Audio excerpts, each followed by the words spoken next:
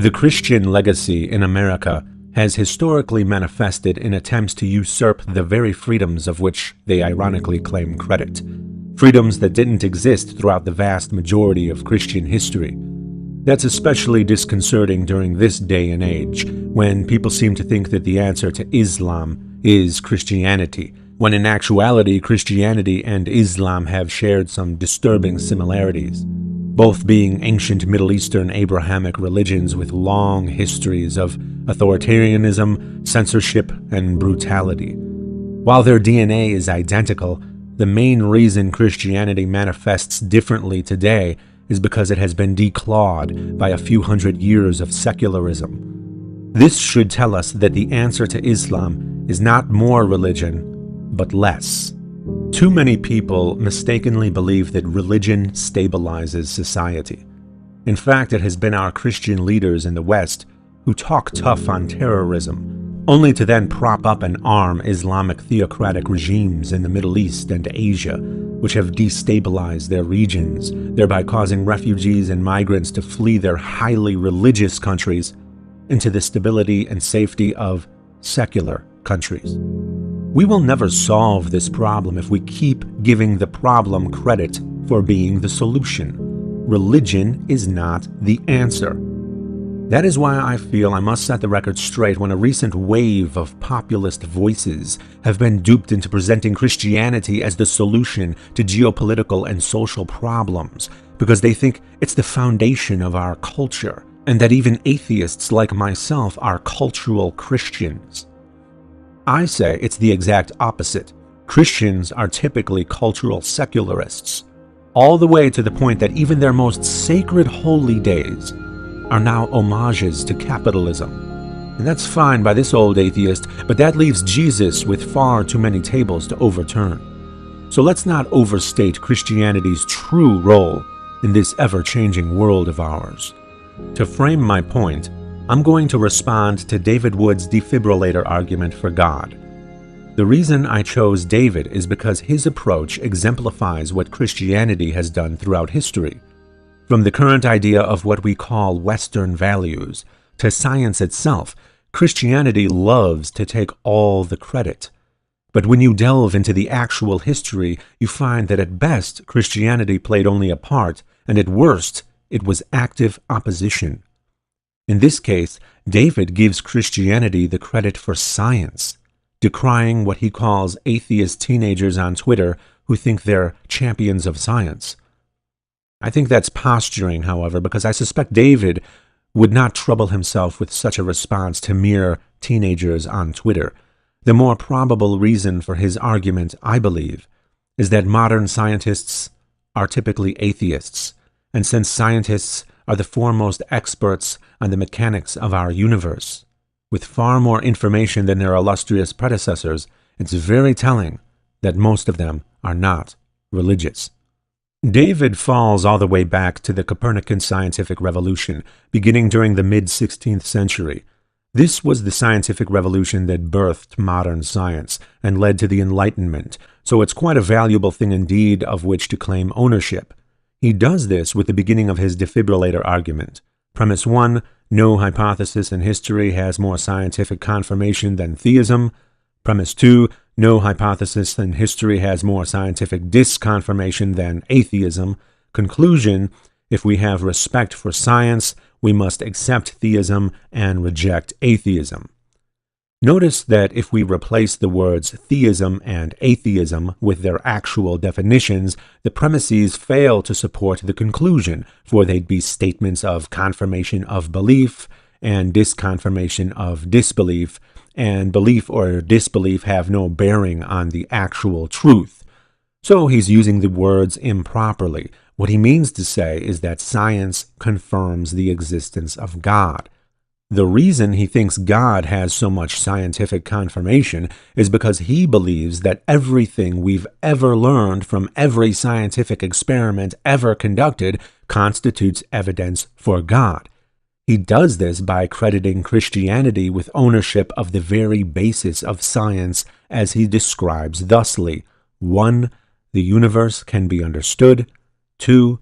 We can understand it. And 3. It is good. to understand it. Since the scientific endeavor is predicated on these beliefs, every single scientific finding, no matter what it is evidence for God, according to David.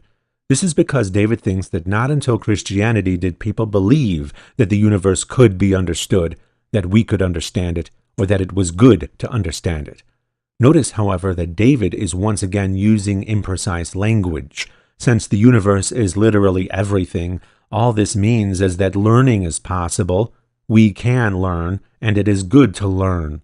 Given that, human beings have always believed this and done this, or we'd be extinct. So I think what David is actually referring to is the way we look to the natural world as a reference point to systematically gain knowledge. Unfortunately for David, this was common practice in ancient Greece, hundreds of years before Christianity. David actually vaguely mentions that there were some scientific advancements in ancient Greece, but glosses over that because there was never a scientific revolution there. As you'll see, that was his biggest mistake in making this argument. Greece fell, Rome fell, and their knowledge was suppressed by Christian tyranny only to resurface and become a vital part of the very same scientific revolution David credits Christianity for causing. You'll see once again that it was Christianity that fought tooth and nail against something that caused greatness, only for Christianity to take all the credit once the greatness was realized. Historically, this has been Christianity's typical MO. Fight a war against progress, lose that war against progress, and when that progress turns out to be a good thing after all, claim credit for that progress. David makes his case for Christianity being the cause of the scientific revolution by pointing out that all of the scientists at that time were Christians, and to find out why they devoted their lives to understanding the universe, he provides various quotes from those scientists.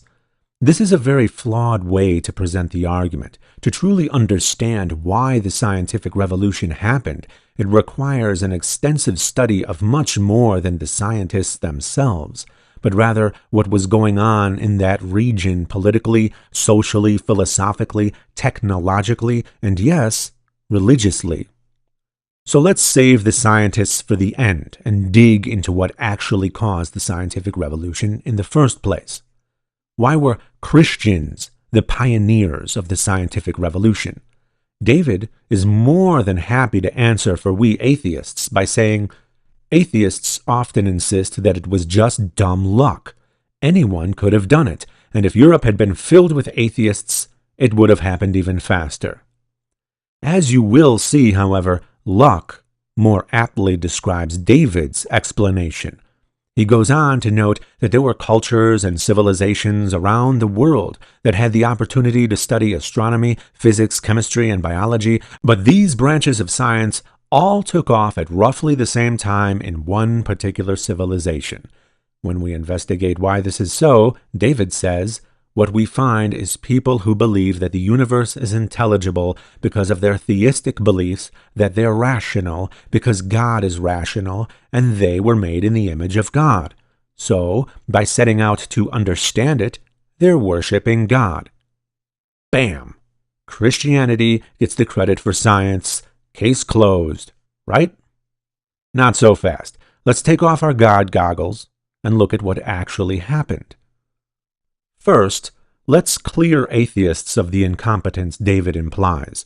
He boasts about how it was Christians, not atheists, who began the scientific revolution. David's argument is a classic supremacist argument. One of the reasons supremacist arguments are so bad is that they usually don't account for oppression as a variable. He's boasting about the accomplishments of his group, the oppressor, over the lack of accomplishments of the oppressed group, the atheists, who would have been burned at the stake back then. This is adding insult to injury. Of course, his group accomplished more than the groups they were oppressing. What else would we expect? Now that the variable of oppression has been affected, however, and the playing field is more even, can we still say that is so? No. Of course not. If we look at our top scientists now, they're mostly atheists.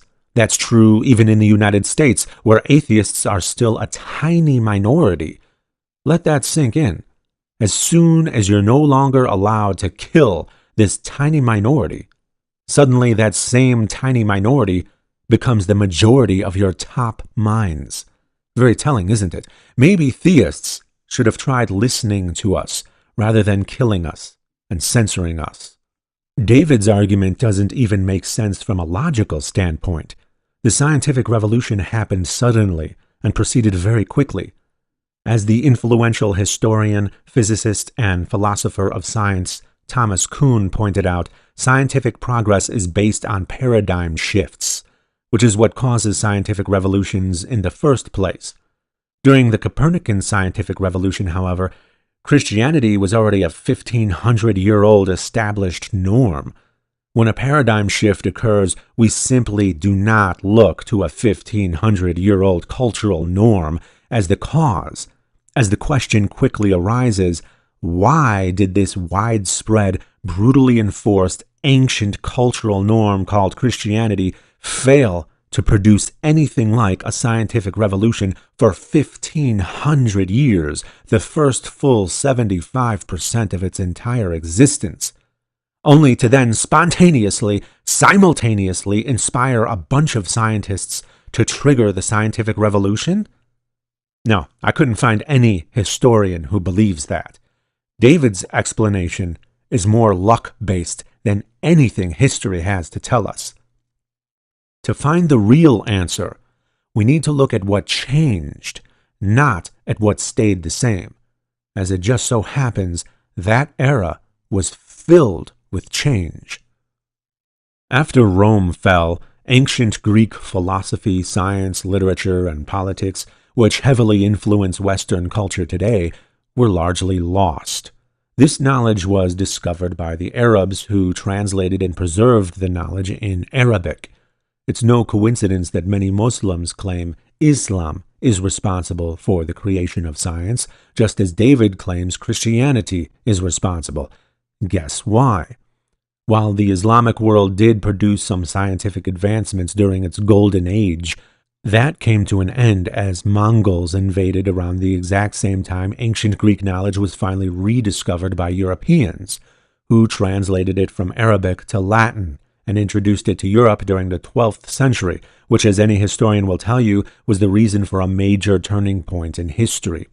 This was something new to them, something different, something we can look to as a reason for a paradigm shift, precisely what is necessary for a scientific revolution. The recovery of ancient Greek philosophy culminated during the 13th century, coinciding perfectly with the Renaissance and subsequent scientific revolution, a much more narrow timeline than the 1,500 years Christianity had to allegedly inspire this sudden change. On the contrary, rather than inspire the scientific revolution, Christianity delayed it. Aristotle had views that were deemed incompatible with Christian belief. He did not believe in divine intervention but determinism. He also believed not in divine revelation, but rather that knowledge could only be gained through direct observation and reasoning. That sounds a lot like science, doesn't it? Heretics during the 12th century were put to death, so the Church certainly didn't approve of teaching unaltered Aristotelian philosophy. Thomas Aquinas, most notably, recognized value in Aristotle and worked to reconcile Aristotle's work with Christian theology, modifying what he could, and eventually helped convince the Church that they were compatible. After that, Greek philosophy was allowed to be taught at universities and became standard. This did not happen as quickly as it would today. Reading material back then was very time-consuming and expensive to create. As we trace back the roots of what we call Western civilization today, however, we would be remiss to claim that we only took the good and left the bad. Unfortunately, Aristotle used his ideas about natural law to justify slavery, and Thomas Aquinas found validity in those ideas, preserving them in the Christian tradition, which wasn't difficult to do with tacit approval in the form of rules for the practice coming from both the Old and New Testaments. Approval of slavery eventually became a blight on the rise of America. So while many American values, including the structure of our government, were inspired by ancient Greece and Rome, for the betterment of society, we absolutely had to have the will to override some of those values, like the approval of slavery. Let us also not forget that the ancient Greeks and Romans persecuted atheists as well. Not that anyone from their era was quick to volunteer their thoughts about the non-existence of deities. No, the charge of atheism was more commonly used as an accusation to rid oneself of their enemies. The ultimate irony is that early Christians were killed under the charge of atheism for rejecting the existence and power of the state-sponsored gods of Rome, which is another unfortunate disease that carried over into Christianity, the persecution of atheists and the toxic mingling of government and religion, a thing the founding fathers of America were at least wise enough to reject from the very beginning, thereby working against nearly half of the Ten Commandments. The most unique and foremost of our values, those that protect our freedom of speech, religion, press, and assembly, are absent throughout the vast majority of a Christian history that often enforced the very opposite of our values as Americans.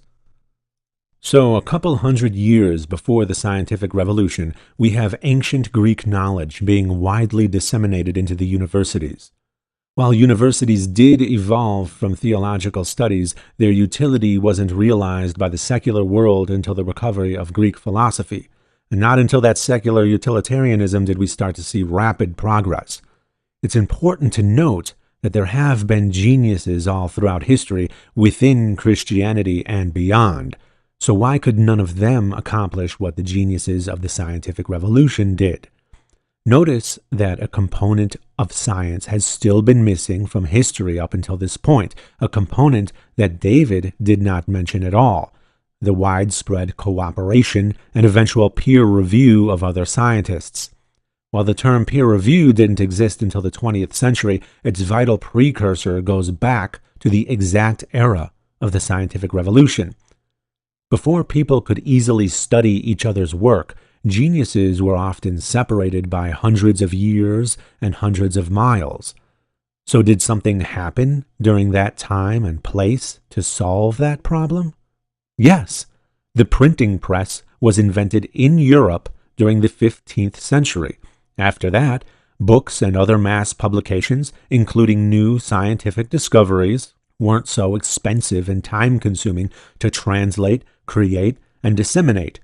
That facilitated a vast network of geniuses working together, all studying and building off of each other's work relatively quickly like never before. It was like the old world's internet.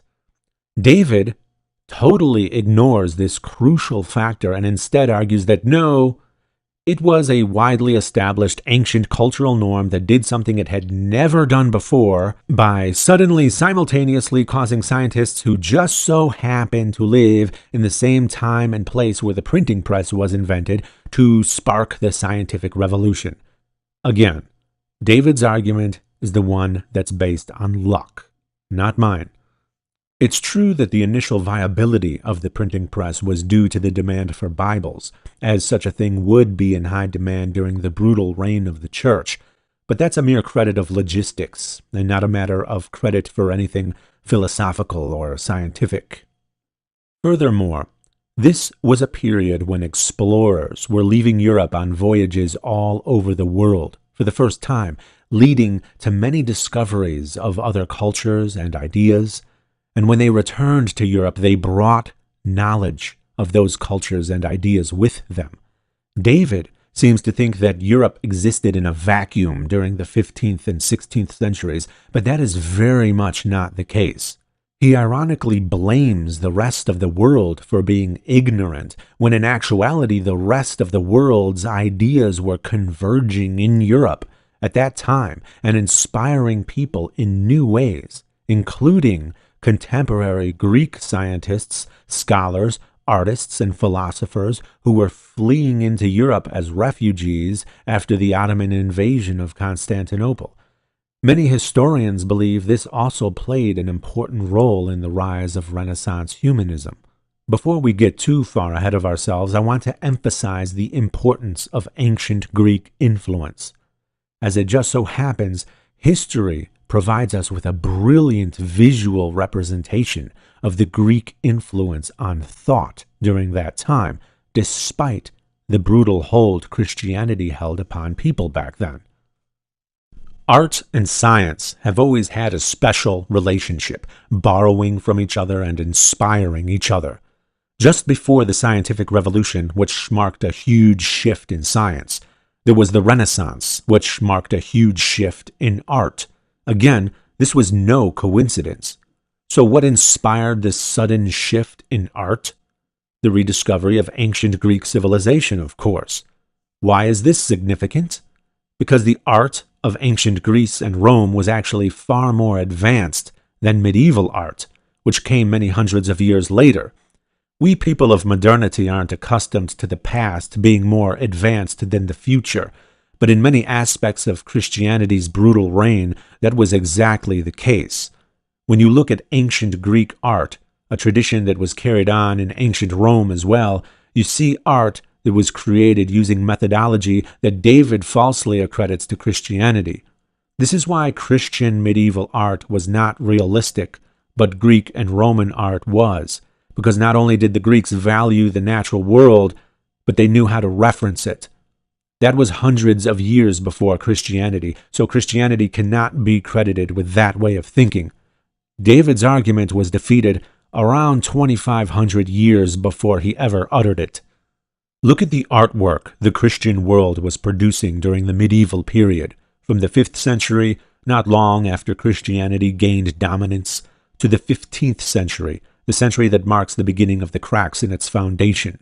What we have here is 1,000 years of slowed progress, a period during the height of Christian power and influence when scientific, philosophical, technological, and artistic advancements were relatively few and far between. They did occur, of course, and we have religion to thank for preserving literacy during that time, but it wasn't anything like the rapidly improving world following that period, spurred on during the Renaissance after the rediscovery of ancient Greece. Look at the artwork. Look at where our minds were. Unlike the Greeks and Romans, the Christians were not looking to the natural world for reference, as David claims.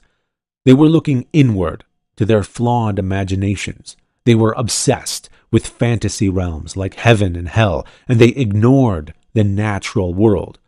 This is clearly reflected in the primitive, childish, two-dimensional, badly proportioned artwork that followed the far more advanced artwork of ancient Greece and Rome, fallen and swept into the dustbin of history.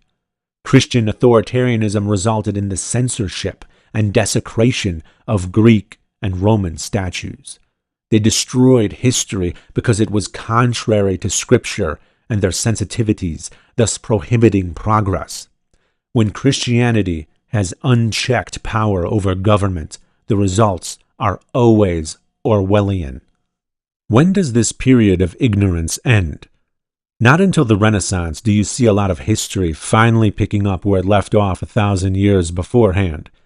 The visual cue of this manifests in the adoption of Greco-Roman artistic methodology. You can clearly see the change in the artwork, which was quickly followed by the change in the science. Not a coincidence. This was the birth of the Renaissance humanists, when people started looking at the natural world again for reference, causing a resurgence of realism. David thanks Christianity for this shift in thought, but it's evident that Christianity inspired the exact opposite. For over 1,000 years, inspired people to look to the spiritual world, a make-believe world, for knowledge, which is precisely why we did not advance like we did until we gained from classical antiquity a renewed appreciation for the natural world, the real world, not the spiritual world. And that is what finally ushered in real progress. Think about all that damage religion has done to our basic progress. The next time you want to ask atheists why they talk about God so much, Sure, much of the artwork back then was biblically based, but that was the sanctioned story of the time, and the church was the main entity with the money to commission such work. So that's again a matter of logistics or even indoctrination. We saw the same subject matter during the medieval period, but clearly their techniques, their very way of thinking, changed. And that was definitely not thanks to Christianity, because for 1,500 years, Christianity had its chance. But what about what the scientists of that time actually said?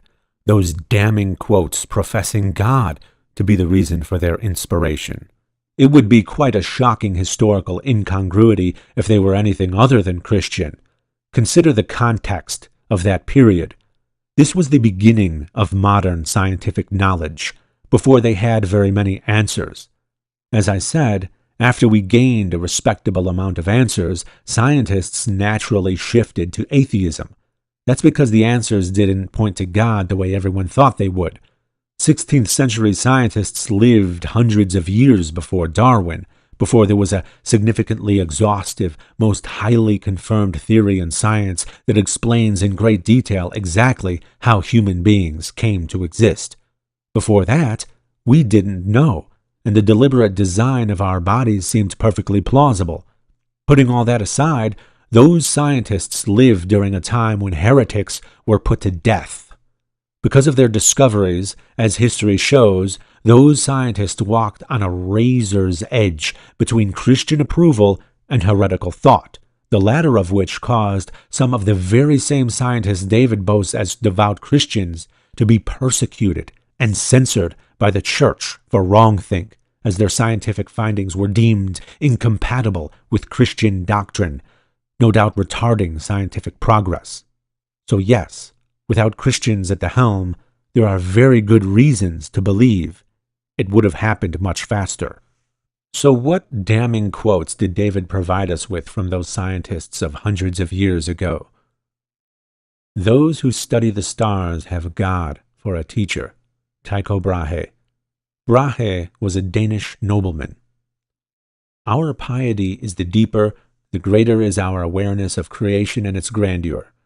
Since we astronomers are priests of the highest God in regard to the book of nature, it befits us to be thoughtful, not of the glory of our minds, but rather, above all else, of the glory of God. Johannes Kepler.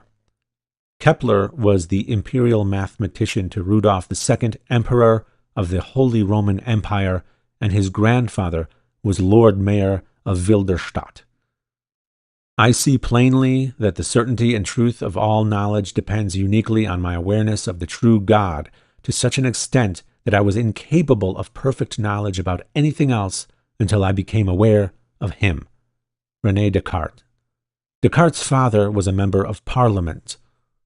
There are two kinds of people one can call reasonable: those who serve God with all their heart because they know him, and those who seek him with all their heart because they do not know him.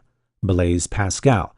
Pascal's father was a judge and a member of the nobles of the robe. The vastness, beauty, and orderliness of heavenly bodies, the excellent structure of animals and plants, and other phenomena of nature justly induce an intelligent, unprejudiced observer to conclude a supreme, powerful, just, and good author. Robert Boyle. Boyle's father was the first Earl of Cork. Atheism is so senseless and odious to mankind that it has never had many professors. Isaac Newton. I actually have something to say about the content of this quote because of its incredible hypocrisy. Isaac Newton, you see, was secretly against the Trinity, yet dared not make his views public. His private writings on the matter safely discovered long after his death. Of course, he knew the limitations the orthodox Christian view imposed upon his speech. He, of all people, knew that it would have been suicide to openly profess atheism in most cultures, yet he attributes the lack of atheist professors to the senselessness and odiousness of atheism? No.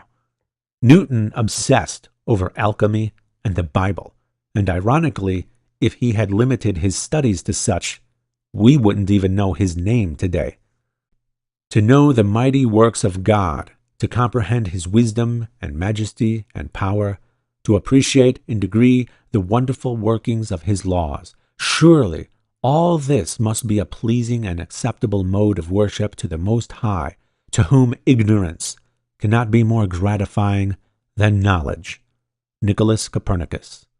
If it is the case that God finds knowledge more gratifying than ignorance, then it forces one to wonder why he plagued all of humankind with death, just because the first people ate from the tree of knowledge. Nicholas Copernicus, son of a wealthy merchant, was the guy at the very beginning of the scientific revolution. I do not feel obliged to believe that the same God who has endowed us with sense, reason, and intellect has intended us to forego their use. When I reflect on so many profoundly marvelous things that persons have grasped, sought, and done, I recognize even more clearly that human intelligence is a work of God, and one of the most excellent. Galileo Galilei. Unlike the limited knowledge available to Galileo during the 17th century, we people of the 21st century are privileged to understand quite well how human intelligence evolved naturally. Notice that throughout these quotes, I've included the connections these illustrious scientists had with the aristocracy. This is important to note because there were many peasant uprisings going on all over Europe at that time, making the upper class very nervous. The aristocracy supported a more authoritarian church in order to help keep the peasants in check.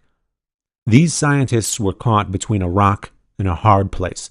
Not only did they have to worry about the peasant uprisings, but they had to worry about persecution from the church because of their scientific findings being deemed heretical.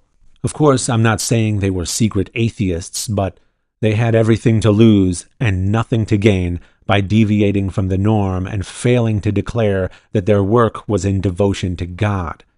In other words, they had no choice but to profusely pander to the church, especially if they wanted to continue their research unmolested. Those scientists definitely did not have the leeway to deviate, to allow their scientific findings to cast any sort of doubt, at least not publicly. And that is hardly something about which David should be boasting from the comfort of a country that values freedom of religion, one of our most important values, a value that was violently opposed by Christianity all throughout its history, and certainly opposed by the Bible itself. Note that Galileo, the father of modern science, was censored by the church and held captive under permanent house arrest and threatened with execution for the charge of, and I quote, following the position of Copernicus, which is thought crime. Rest assured that the church finally apologized to Galileo when I was in high school in 1992, 359 years after condemning him. Better late than never. But how could Copernicus be so damned? He was the guy at the very beginning of this revolution. David claimed him as a devout Christian, vital to modern science. So how could it possibly be a crime, punishable with lifelong incarceration and possibly even death, to merely follow the position of Copernicus? David proclaimed that Copernicus's reasons for doing his scientific studies involved his desires to know and comprehend the works of God, and that he believed those studies to be a form of worship. That doesn't sound like a guy the church should be suppressing. David said, and I quote, sounds like his scientific research was grounded in his religious beliefs. Wrong. The motive for his research may have been grounded in his religious beliefs, if you believe he wasn't pandering to the church for his very life, but his actual research was grounded in scientific methodology, which is completely absent from Scripture, and the objectivity of that methodology is utterly immune to anyone's motives. You can use the scientific method to create a nuclear bomb, for instance, or you can use it to create better crops to feed the starving. In other words, the answer is the answer, regardless of why you decided to seek the answer in the first place. Just as telling, however, is the fact that David mentions nothing of Copernicus's most influential detractors, famous theists who derived most of their arguments against Copernicus not from scientific methodology, but from Scripture. They included John Calvin, Martin Luther, Philip Melanchthon, Nicholas Serarius, and Francesco Ingoli. So let's be clear. Even in the midst of the Protestant Reformation, there were influential Christians on both sides, united in their condemnation of Copernicus. The Catholic Church actively suppressed Copernicus's work, removed and altered passages of it because it was, quote, contrary to Holy Scripture, and they didn't want it to, quote, creep any further to the prejudice of Catholic truth. 400 years later, David Wood comes along on YouTube and says, we have Christianity to thank for Copernicus's discoveries. Yet when we look beyond the surface-level thinking, look beyond the snippet of a quote, and as we actually do the work and delve into the history, what we actually find is a great swath of influential Christians fighting tooth and nail against the very progress that Christians will eventually claim credit for after the truth of the matter becomes apparent. Christianity fights and fights and fights, and when it finally loses, it pretends the fight never took place and then plagiarizes the winner.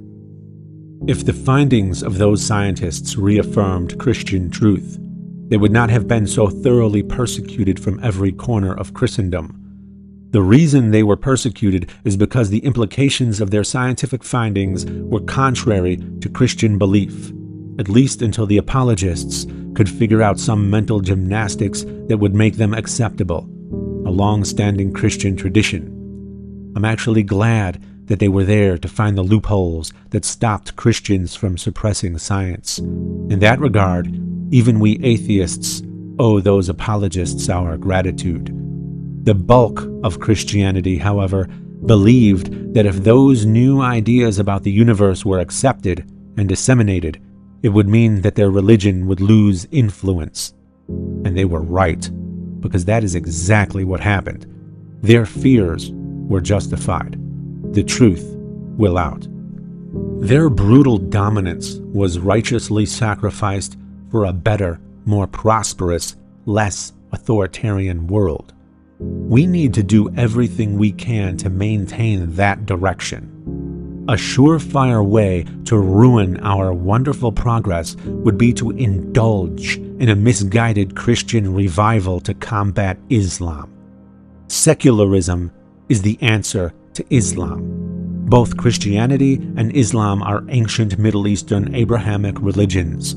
No matter how different they may seem to you, their DNA is identical, and their histories are both brutally oppressive.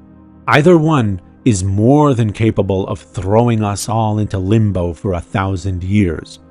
So let's not play with fire and figure out an intelligent and peaceful way to deal with Islam while preserving the freedoms and rights we have and striving to gain them for those who do not.